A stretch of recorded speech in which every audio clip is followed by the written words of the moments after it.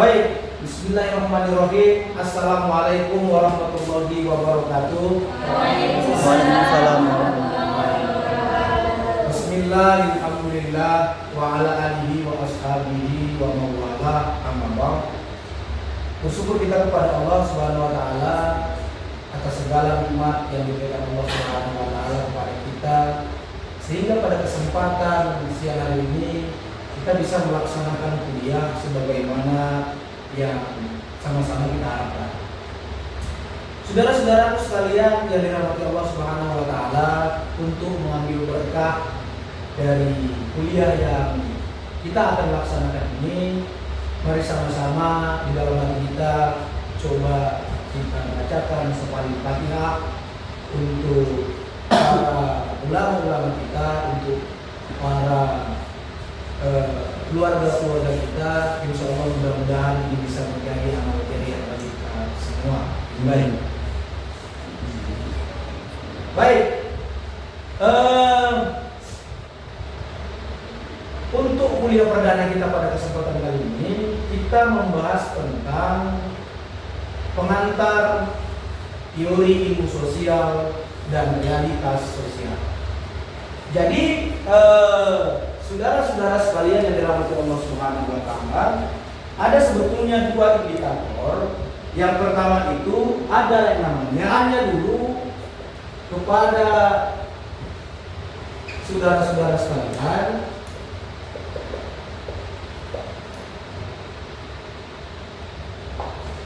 dari dua aspek ini, apa sebetulnya yang bisa kalian simpulkan dari teori sosial dan dari realitas sosial? Kenapa? Karena yang dikatakan ilmu sosial itu adalah ilmu yang kita pelajari di masyarakat, dan ilmu sosial ini juga bisa menghantarkan kita untuk sukses berinteraksi antara manusia satu dengan manusia lainnya. Baik, kita akan coba membedah apa sebetulnya yang dikatakan ilmu sosial itu. Oke, saya ingin bertanya dulu kepada satu orang mahasiswa. Saya ingin bertanya kepada saudara, siapa nama saudara? Rizky. Dan saudara Rizky, menurut saudara apa kira-kira yang dikatakan sosial itu?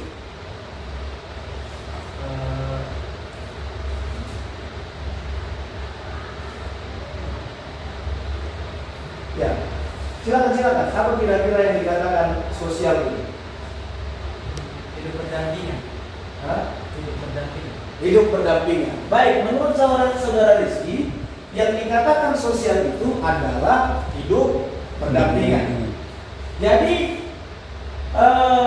dalam kehidupan bermasyarakat, pasti kita dihubungkan antara masyarakat satu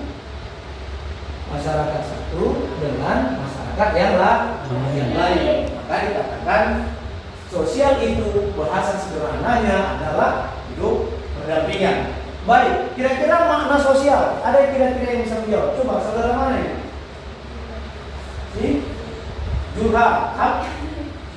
Juwita. Baik. Menurut si Juwita, apa kira-kira ilmu sosial itu?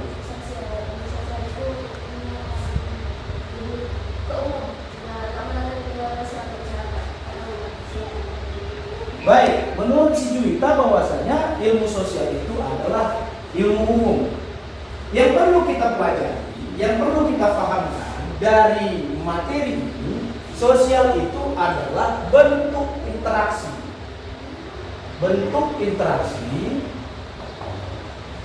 yaitu bentuk hubungan antara manusia satu dengan manusia yang lain. Itulah sebetulnya yang dikatakan dengan sosial. Baik. Itulah yang dikatakan ilmu sosial. Bentuk interaksi antara manusia satu dengan manusia yang lain. Baik. Yang kedua yang ingin saya tanyakan sama kalian, ada yang dikatakan manusia sebagai makhluk sosial. Manusia sebagai makhluk sosial. Baik. Manusia sebagai makhluk sosial. Kenapa dikatakan manusia sebagai makhluk sosial? Coba Anda. Manusia sebagai makhluk sosial karena seorang manusia harus bisa berinteraksi dengan yang lainnya dan harus membuat saling ketergantungan. Baik, berarti manusia ini adalah sebuah makhluk yang saling ketergantungan antara satu dengan yang lain. Kenapa manusia itu tidak bisa hidup sendirian? Manusia itu tidak bisa hidup sendirian. Karena apabila manusia itu hidup sendirian, melakukan sesuatu dengan sendiri, maka manusia itu akan tersusahkan dari apa-apa yang ingin dia kerjakan. Itulah sebetulnya yang dikatakan hakikat dari ilmu sosial. Ada teori sosial, ada realitas sosial.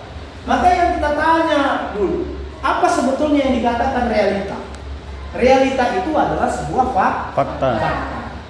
Fakta itu apa? Fakta itu adalah kenyataan yang nyata yang terjadi di masyarakat ketika kita berkecimpung di masyarakat. Apa kira-kira realitas sosial yang saudara ketahui? Coba saudara ini.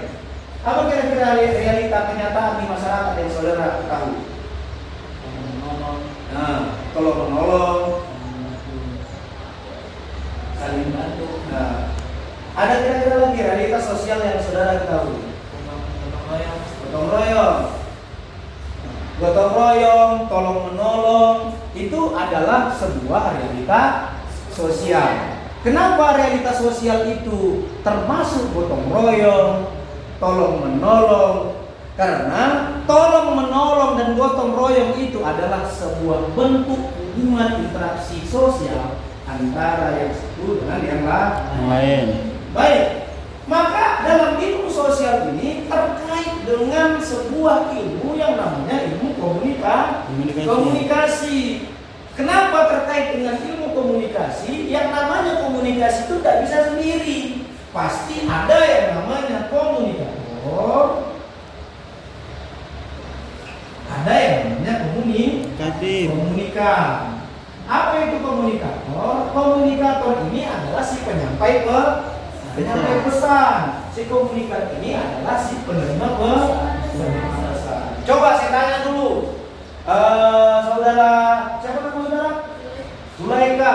Menurut saudara Zulaika, komunikasi ini perlu tidak untuk hidup berdampingan, hidup bersosial? Kenapa sangat perlu?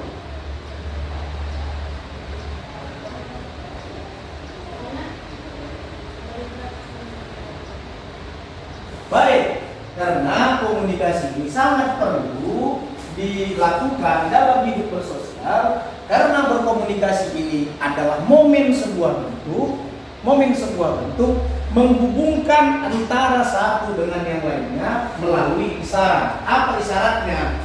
Isyaratnya yang pertama itu adalah dengan isyarat bahasa. Yang kedua dengan isyarat gerak-gerik tubuh. Itulah yang dikatakan komunikasi. Maka komunikasi sosial itu adalah salah satu bentuk yang bisa dikatakan berkesinambungan dan tidak dapat dipisahkan antara satu dengan yang lain. Baik, kita lanjut. Sedikit ya, kita lanjut sedikit. Contohnya lagi, ya, ada contohnya lagi dikatakan masalah sosial. Masalah sosial itu adalah sebuah masalah yang tidak bisa dipisahkan dalam hidup dan kehidupan kita. Contoh, ada masalah sosial. Apa contoh masalah sosial? Kenakalan remaja, tawuran, ya kan? Kenakalan remaja dalam bentuk kekerasan dan lain sebagainya. Kenapa itu bisa terjadi? Apa menurut saudara Arman? Anwar. Anwar. Karena tidak adanya pendidikan, Lalu? karena lingkungan juga faktor lingkungan. Sahabat. bersalah. Baik, dia karena pendidikan, karena lingkungan juga, karena lingkungan ini sangat penting. Karena lingkungan ini seperti saudara Arman tadi mengatakan, ada lingkungan. Yang pertama itu ada namanya lingkungan keluarga. Bagaimana lingkungan keluarga itu? Lingkungan keluarga itu adalah masyarakatnya tergolong dari ayah, ibu, anak, dan lain sebagainya, kan? Keluarga. Maka dari lingkungan keluarga ini bisa menimbulkan sebuah karakter manusia yang ikut dalam keluarga itu sendiri. Apa contohnya? Si ayah pulang malam, minum minuman keras, pulang mabuk, pasti anak menganggap bahwasanya ayah saja bisa mabuk, ya kan? Ayah saja bisa begini. Kenapa tidak dilakukan? Kan begitu kan? Ada rangsangan seperti itu. Namun ada juga model keluarganya yang bisa dikatakan rusak, tetapi anaknya tidak sedemikian apa yang kita bayangkan. Apa contohnya? Misalnya ada sebuah keluarga yang broken home, berpisah antara suami dan istri. Maka berpisahnya antara suami dan istri ini bukan semata-mata anak itu tidak dapat pendampingan yang layak. Anak itu menjadi seorang yang tidak sesuai dengan norma-norma yang berlaku. Malah anak itu berpikir tidak ada lagi yang bisa menyelamatkan keluarga untuk membawa nama baik keluarga itu adalah saya. Gitu deh. Baik. 12.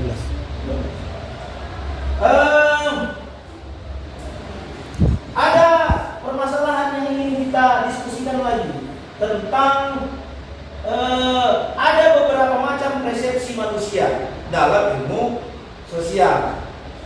Maka persepsi manusia dalam ilmu sosial itu, manusia itu dalam persepsi ilmu sosial, yang pertama adalah mengungkapkan sebuah perasaan untuk berinteraksi dengan manusia yang lainnya untuk mendapatkan apa yang kita inginkan. Contoh, saya kasih contoh nih. Kita ingin mendapatkan apa yang kita inginkan. Sebut saja kita ingin meminta sepeda motor baru. Maka kalau kita meminta sepeda motor baru, pastilah yang pertama kita meminta bantuan kepada kedua orang tua. Dan kedua orang tua itu, kalau misalnya ada yang ingin dijual untuk membelikan kita fasilitas tersebut, maka pasti itu akan dilaksanakan sama orang tua. Baik. Wijen hati. Ada yang namanya dikatakan tindakan sosial. Apa itu tindakan sosial? Tindakan sosial itu ada namanya tindakan sosial yang bersifat logis. Apa itu logis? Coba. Logika. Masuk akal. Logis itu adalah masuk akal. Berarti kalau tindakan sosial yang secara logis, contohnya ada seorang siswa kelas 1 SMP. Si orang siswa ini mendapatkan prestasi yang tinggi. Lalu seorang siswa ini menceritakan itu kepada ayahnya. Si ayah ingin memberikan dua hadiah kepada si anak tadi. Yang pertama, si ayah ini akan memberikan satu buah ponsel Android yang tipe sangat tinggi. Yang kedua, si ayah ini akan memberikan sebuah buku-buku yang bisa menambah keilmuan si anak. Lalu misalnya saya tanya dulu, si Rizky, mana yang kau pilih kalau kau menjadi anak tersebut? Jujur, handphone karena bisa buku itu bisa dicari juga dari handphone. Baik. Jadi kalau misalnya saudara Arman yang saya tanya, apa kira-kira yang saudara pilih? Kalau itu misalnya tindakan sosial yang terjadi. sama. Berarti kalau saudara-saudari ini apa namanya? Warga mana yang saudara pilih kalau misalnya itu yang terjadi? Handphone. Berarti tindakan sosialnya kalau misalnya handphone juga yang dipilih, maka bisa dikatakan seorang tua tadi, ya, orang tua itu memberikan tindakan sosial kepada si anak tidak salah. Kenapa? Handphone ini juga bisa menambah keilmuan si Anak. Tetapi kalau digunakan handphone itu sebagaimana mestinya. Karena apa? Yang namanya peralatan elektronik yang berbasis internet pasti ada dua kemungkinan. Yang pertama kemungkinan positif, yang kedua kemungkinan negatif. Baik, tindakan sosial yang kedua. Ada namanya tindakan sosial itu yang tergantung dengan teori nilai sosial itu. Apa namanya contoh? Ada seorang pemuda ini, ya kan, dia itu keluar di sore hari. Lalu ada yang mengingatkan, kamu jangan keluar di sore hari. Kenapa? Kalau kamu keluar di sore hari, tidak bagus nampak orang. Berarti itu termasuk teori apa? Teori sosial atau teori budaya? Teori budaya. Kenapa awak katakan teori budaya? Agak jauh dari keluar maghrib ya. Itu namanya teori budaya. Agak jauh kalau dia keluar maghrib. Apalagi seorang sudah Islam, ya kan? Tapi bagaimana kita lihat dari luar sana? Orang-orang banyak sekali keliling-keliling sambil mengegas-ngegas sepeda motornya, ya kan? Banyak sekali hal-hal yang seperti itu, ya. Banyak sekali hal itu yang terjadi, mengegas-ngegas sepeda motornya. Bagaimana kita memandang itu? Ya, bagaimana kita memandang itu? Dan kita pandang itu bagaimana nilai itu diterapkan di sebuah masyarakat. Baik, yang ketiga ada namanya teori psikologi. Teori psikologi ini adalah teori apa? Teori psikologi sosial ini bagaimana seseorang itu menganggap sesuatu itu dengan perasaan. Apa contohnya menganggap sesuatu itu dengan perasaan? Misalnya, ada seorang anak ketika dimarahi ayahnya, dia langsung kabur dari rumah. Kan gitu kan? Berasa kalian kalau misalnya dimarahi ayahnya kan menangis di dalam kamar kan? Itulah sudah dikatakan luapan emosi. Dan itulah yang dikatakan teori sosial secara psikologi. Dan banyak juga kita lihat ketika ada seorang anak itu di sekolah, lalu kita lihat minat belajar dia semakin lama semakin menipis, maka bisa kita katakan ini anak kenapa? Pasti yang dicari dulu adalah bagaimana psikologisnya, latar belakang keluarganya, apa yang terjadi masalah di situ. Itulah sebetulnya tindakan sosial yang bersifat psikologi. Oke, ada tindakan sosial yang bersifat rasional, tindakan sosial yang bersifat nilai, teori sosial yang bersifat psikologi, dan satu lagi. Sebelum kita akhiri, ada namanya teori sosial itu yang bersifat budaya. Contohnya bahasa. Bagaimana Anda membandingkan antara orang Jawa dan orang Batak? Coba dulu, saya tanya ini. Bagaimana si Sulaika membandingkan bahasanya orang Batak dengan bahasanya orang Jawa dari segi Indonesia? Jadi,